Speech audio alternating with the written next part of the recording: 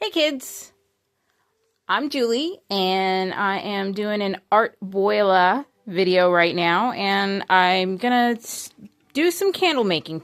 But I'm gonna start out with letting you guys see what my equipment is. It's important to have the proper equipment. I have some wax in here that's going to be melted. I have it at 149 now. I'm going to bring it up to 160.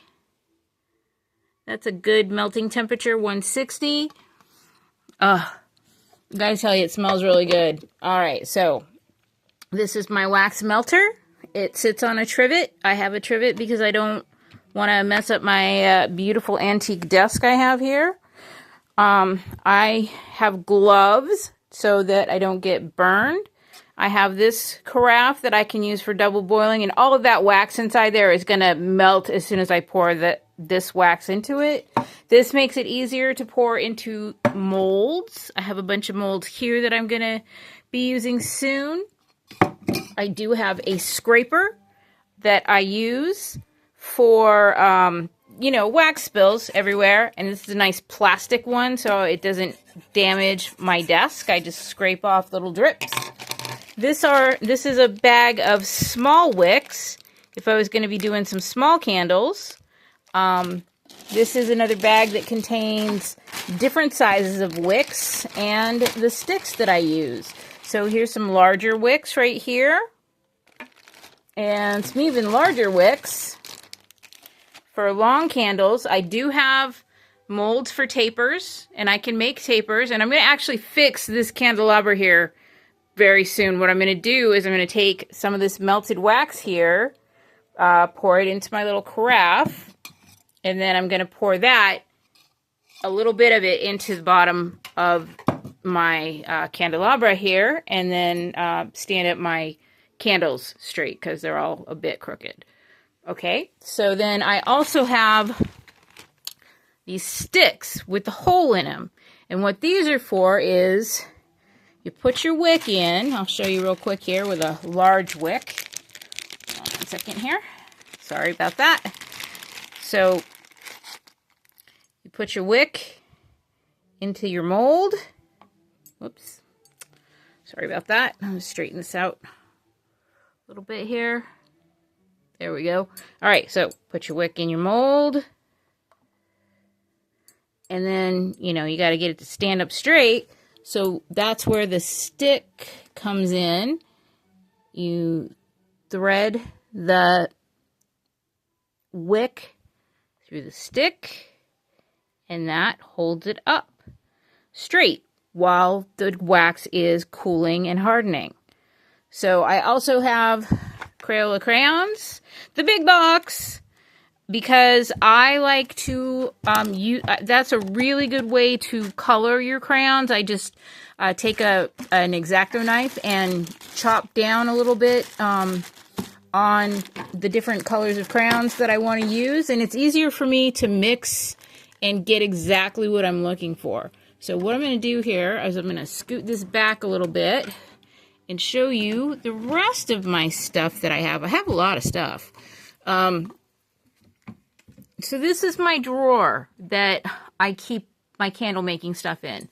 So we've got a whole bunch of different kinds of molds. These are flowers, and these are the taper candles, the long candles, my molds for those.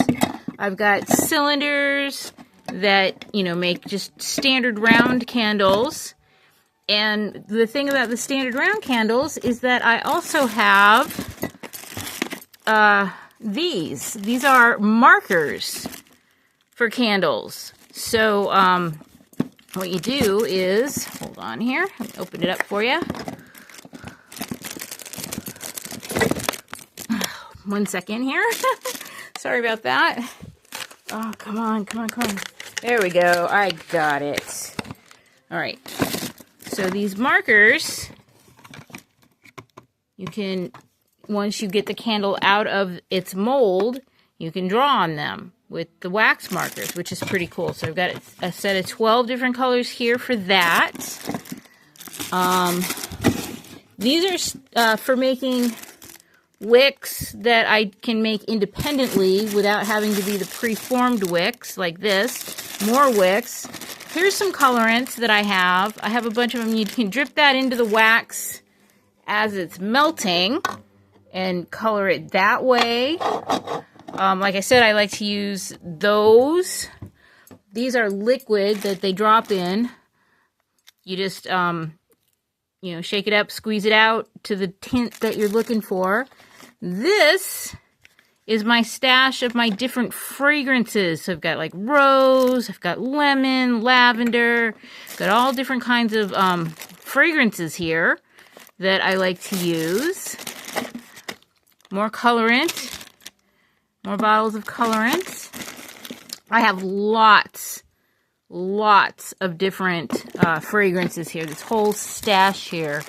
Then I've got another, it's a dropper for putting in the fragrances. This is all fragrances here. This is all a bunch of wax. Now, one of these will fill my wax melter. Okay, so one of those will work. I also have a big stash over here of wax. I've got big bags of wax that I use. So just depending on what kind of wax I want to use and what I want to do. Now these, move this over a little bit. These are material. These are awls, is what they're actually called, and what they're for is for something like this. This, get it in the light here a little bit better for you, so you can see it a little better. This is a flower mold. Okay, you pour the wax in there, and it will come out as a flower, but you're not going to have the flower. This is the top of the flower right here. And this is going to be a flat bottom. So how do you get the wick in there, right? You want the wick to stick out of the top of the flower. And that's what this is for. You can hook the wick.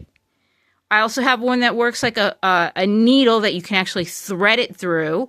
Or one that's just a stabber that you can just poke it through. And what you do is you hook the wick on there, and then you push it through so that it comes through the other side. And of course I just stabbed it through the blanket. But that's how you get the wick in for the other types of molds where you can't, the top is on the bottom of the mold, is what I'm trying to say. Okay, so that is my stuff. I do have a package here where I've got little gift boxes and labels and ribbons. And the last thing that I have, I'm going to show you over here because it's a little bit, I just don't have quite enough room on my shelf. I've got all these wonderful little metal and plastic to make tea lights for my candles. I also have a stash of dried flowers that I can add in as, what do I want to call it, as a decoration. Now this is one last thing I'm going to show you, is that I do like to make candles that have nature in them. You know, I like to put flowers, I like to put leaves, that kind of stuff. Now, when I did this candle, I used wax paper and an actual iron, like you iron your clothes. But to fix it, what I will use is my heat gun. I have this really nice heat gun. And what you do is you put the candle down and you blow the heat gun on it, and that melts the wax a little bit, and then the leaf will step back into it. I do have several of these candles that I've made with the leaves. This is what it will look like ultimately again. I have 3 of these. One more here. One more here I've made. So, but this one's coming apart a little bit, so I'm going to fix that one. And I'll fix that in another one. I didn't want to spend too much time on this. I just wanted to give you guys a little brief view of what the tools are for candle making. So molds, wax melter, trivet, so that you don't hurt your surface that you're melting the wax on. A carafe. These are spoons. They're stuck together right now, but they are metal spoons that I use.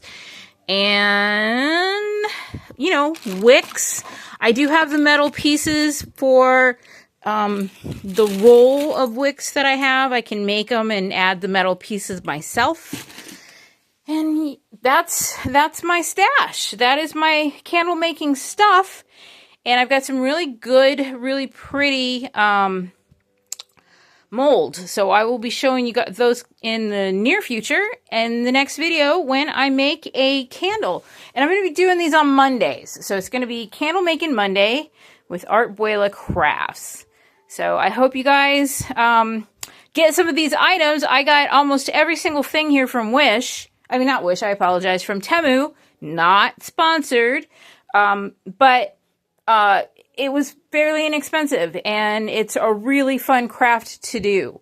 So, grab some supplies.